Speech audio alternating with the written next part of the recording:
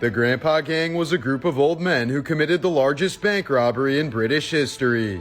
After climbing down an elevator shaft and drilling through a concrete wall, they stole more than $200 million in cash and jewels. They had planned it out for years and weren't caught until a month later when their getaway car was caught on security. A Japanese man was recently busted for stealing over 700 pieces of women's underwear from various laundromats. In 2012, a gang in Mexico kidnapped and killed the 20-year-old daughter of Miriam Rodriguez. Helpless from police, Miriam stalked the killers and hunted them down one by one until they were all dead or in prison. She used fake IDs, guns, and disguises to take down 10 criminals over a 5-year span until she was murdered in retaliation. Well, ironically, the Grandpa Gang wasn't tech savvy. The funny part is, they were using their personal cell phones and personal vehicles. Pablo Escobar's nephew still lives in one of the drug lord's apartments in Medellin. He recently found $18 million in cash hidden away in a plastic bag behind a wall. He told Colombian media that a vision told him where to look for the cash. A Russian man who tried to rob a hair salon ended up as the victim when the female shop owner overpowered him. She tied him up naked and used him as a sex slave for several days. Peruvian Mayor Jaime Rolando Urbina Torres broke the nationwide lockdown to go drinking with friends. When authorities attempted to apprehend him, the drunken mayor jumped into an empty coffin that was lying near him and pretended to be dead. The young man on the left broke into his neighbor's house wielding a knife and threatened to kill the old man. But 72-year-old Frank Cordy happened to be a former boxing champion, and he gave the burglar a lawful beatdown. The Antwerp diamond heist in 2003 was one of the biggest robberies in history. A Belgian man stole $100 million in diamonds after bypassing 10 levels of high security. He had almost gotten away with it, but was convicted via DNA evidence on a salami sandwich that he'd left near the crime scene. This reminds me of the movie Don't Breathe, and you definitely don't want to break into a house of an old man who was a boxer. In Japan in 1968, a fake motorbike cop pulled over a bank vehicle carrying $10 million in cash and told the driver to run because it was rigged to blow. He then simply got in the car, drove it off, and has never been found to this day. In 2009, escaped robber Jeffrey Manchester built a secret hideout inside of a Toys R Us. He lived there for 6 months, playing with the toys, watching DVDs, and riding bicycles to pass the time. This is what a prison cell looks like in Norway, where the prison system focuses on rehabilitation rather than punishment. Texas got rid of last meal requests after a death row inmate ordered 2 country fried steaks, a triple cheeseburger, a beef and cheese omelet, a pound of barbecued meat, a loaf of bread, 3 fajitas, a meat lover's pizza, a pint of Bluebell ice cream, and a pint of peanut butter fudge. He then proceeded to eat none of it. Okay, so Norway has the lowest crime rates in the world, which means that a technique they're using is working. Stephen Russell escaped prison by using laxatives to fake the symptoms of AIDS. He then called the prison posing as a doctor and asked for any prisoners interested in experimental treatment for AIDS. Russell volunteered himself, and once he was out of Texas, he sent a death certificate to the prison stating that he had died. Choi Gap Bok escaped by squeezing his body through the food slot at the bottom of his cell door. Choi was a yoga practitioner who applied skin ointment to slip through the tiny slot measuring 6 inches tall and 12 inches wide. In 1980, autistic savant Mark de Vriest was sentenced to 4 years in prison on charges that were basically nonsense. However, his original sentence has since developed into 34 years after 7 successful prison escapes. De Vriest could replicate any key by memorizing the pattern and reconstructing them out of anything available. D.B. Cooper's successful plane hijacking in 1971 was followed by dozens of copycats. One such copycat was Vietnam War veteran and paratrooper Rob Dolan Heedy. He successfully extorted $200,000 and jumped out of the plane near Washoe Lake, Nevada. He would have gotten away with it, but police were able to find his car parked near the lake. What gave it away was a bumper sticker of the United States Parachute Association. In 2002, 3 Catholic nuns from Tennessee managed to break into a United States nuclear missile launch facility.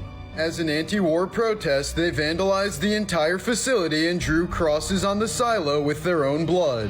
Nuclear weapons experts called it the biggest security breach in the history of the nation's atomic complex. Now why would you risk your life for just 200k? In 2015, 3-year-old Jair Sims was found dead in a park in Maryland while his mother was pushing him on a swing. It is believed that she pushed him on the swing for 45 hours straight, even in the rain. Romisha Sims, who is schizophrenic, had suffered from a psychotic breakdown while playing with her son at the park. By the time she woke up, her son had died as a result of hypothermia and dehydration. She was found legally insane and not criminally responsible for the tragedy of her son. A man walked into a Walmart wearing an employee vest and told the cashier they were wanted in the office. He then helped the remaining customer in line, emptied the cash register, and walked right out with the money. He likely robbed other Walmart locations this exact same way. This weapon is called the Apache revolver. They were used by the French game Les Apaches in the early 1900s. It is the concept of a pepperbox revolver, a knuckle duster, and a dual-edged knife all built into one. In one of his interviews, serial killer Richard Ramirez once said, "When I die, I want to be buried with sunglasses on and my hands tied behind my head, so when I deteriorate, I'll be the chillest skeleton in the graveyard." Boy oh boy, you are gonna burn in hell. In 1980, autistic savant Mark DeFriest was sentenced to 4 years in prison after quote-unquote stealing tools left to him in his father's will. However, his original sentence has since developed into 34 years after 13 escape attempts, 7 of which were successful. Billy Milligan had a mental disorder that split his mind into at least 24 different personalities. Each personality featured a different speech pattern, accent, and sitting position. He was famously acquitted in court due to the claim that 2 of his alternate personalities had committed the crimes without Milligan being aware of it. When El Chapo wanted to eat at a restaurant, his team of gunmen would lock down the entire building. They would then demand everyone's phones, promising that they would be returned at the end of the evening. Chapo would then come in and feast, return all the phones, pay everyone's tabs, and head off into the night. One of Russia's most popular TV shows in the 90s challenged contestants to steal a car. If they could evade police for more than 35 minutes, they got to keep it. In 2015, a Canadian man was arrested after tying 100 balloons to a garden chair and flying over the city of Calgary. Donald Harvey was a nurse and serial killer who killed 37 of his victims with cyanide. He was only caught when one of his victims' coroners had the rare genetic ability to smell cyanide. Well, Russia isn't for beginners. Gordon Ramsay set up a business in a London prison by teaching inmates how to cook and selling their goods on the outside. This provided the prison with financial support while giving the inmates cooking experience so they could find honest work once they got out. Ramsay even offered one inmate a job after losing to him in an onion dicing contest. In 1993, a Brazilian man tried to rob a glue factory but accidentally knocked over 2 large cans and spilled their contents. 36 hours later, police found him still glued to the floor, unable to move. In 2009, identical twins Hassan and Abbas were suspects in a $6.8 million jewelry heist. Authorities found DNA linking to the twins but were forced to release them both because it was impossible to determine which one had committed the crime. Disclaimer: these videos are just for educational purposes, especially for any twins watching. In 2005, Eric Torpy was sentenced to 30 years in prison for shooting with intent to kill. But as per his request, his sentence was extended to 33 years to match Larry Bird's jersey number. Wealthy Chinese people have been known to hire body doubles to get prosecuted for their crimes. It's such a common practice that there's even a term for it called ding zoi, aka substitute criminal. By definition, an outlaw is a criminal who has been sentenced to be outside the protection of the law. He has no right to trial and can be killed or prosecuted by anyone. 6 Georgia inmates out on work detail saved a deputy sheriff who collapsed unconscious. They could have taken his gun and fled with the work van, but instead used his phone to call 911. The sheriff's office gave the inmates a pizza party and recommended reduced sentences. Milord, can you please extend my sentence? Cause I wanted to match Larry's jersey number. A Minnesota burglar was caught after logging onto his own Facebook account on a computer in the house that he was robbing. The homeowner returned to find the perpetrator's account still logged in. In 2016, a Florida man threw an alligator through a Wendy's window and was charged with assault with a deadly weapon.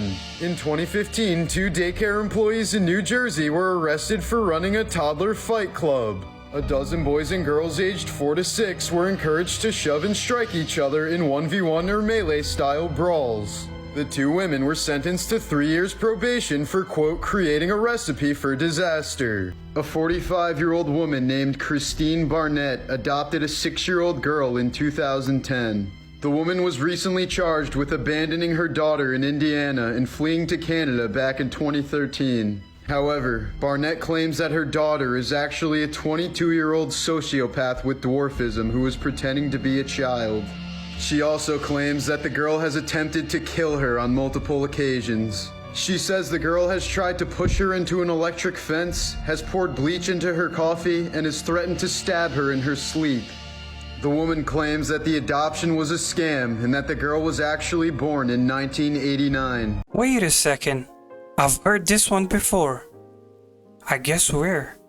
When James Mack's ex-girlfriend Sarah filed a restraining order on him, he realized he had to do something extreme to win her back. So he got 37 plastic surgeries and a vocal cord operation to completely change his identity. But a few weeks after meeting her, he made a comment about when they first started dating and she called police immediately to have him arrested. In Canada, it's illegal to pretend to practice witchcraft. However, it's perfectly legal to practice witchcraft. The worldwide sale of Coke earns more than Microsoft, McDonald's, and Kellogg's combined. In 1997, a Danish woman was arrested in New York City for leaving her baby outside in a stroller while she was dining in a restaurant. But since leaving your baby out is common practice in Denmark, she sued the city and was awarded $66,000. Eminem's mom once tried to sue him for $10 million over defamation in his music. She ended up settling for $25,000, but $23,000 went to her lawyer. In Germany, denying that the Holocaust ever happened is punishable by up to 5 years in prison. Salvador Dali made a painting for the prisoners at Rikers Island that hung in the dining hall for 15 years. In 2003, the painting was stolen by a group of prison guards and was never recovered. The actor who played Zack in School of Rock was arrested in 2019 for stealing 4 guitars over a 5-week span. In the 17th century, Lazarus Colorado was convicted of murder and sentenced to death.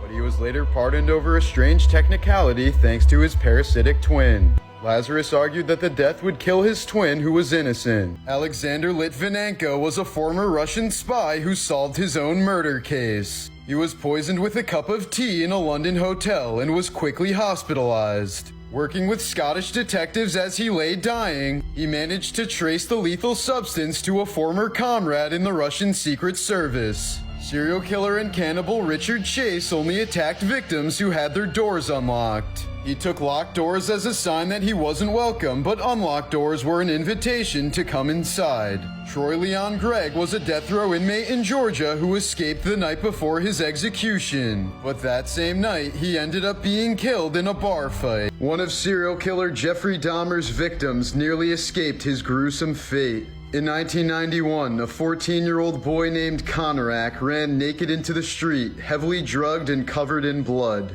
In his brain-injured state, Konorak struggled to explain his situation when authorities arrived. Dahmer eventually found the boy with the police and convinced them that the boy was his 19-year-old lover. Despite bystanders pleading for his life, the officers returned the boy to Dahmer's apartment. They noticed a strange smell in the apartment, which was the decaying corpse of a previous victim in the bedroom, but made no attempts to investigate. Okay, the other day I was watching one of Jeffrey's interview. He was so calm, so collected. He had no remorse. In 1915, convicted Mexican revolutionary Wenceslo Moguel was sentenced to death without a trial. He was shot 9 times by a firing squad, but miraculously survived all 9 bullets. He even survived the coup de grace, one final shot at point-blank range to ensure death. Although in excruciating pain, Moguel waited for his executioners to leave before he fled the scene and made his way to safety. He amazingly lived on for another 60 years, dying at the age of 85.